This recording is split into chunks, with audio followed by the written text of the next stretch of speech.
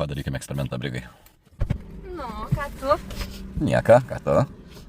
Ai, va, aš čia užuodžiu kvepalus. Kokius kvepalus?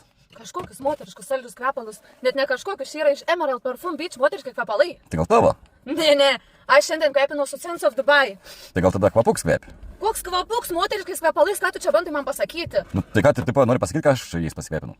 Tu mane pasakok, su moteriškais kvepalais tu kvepinės.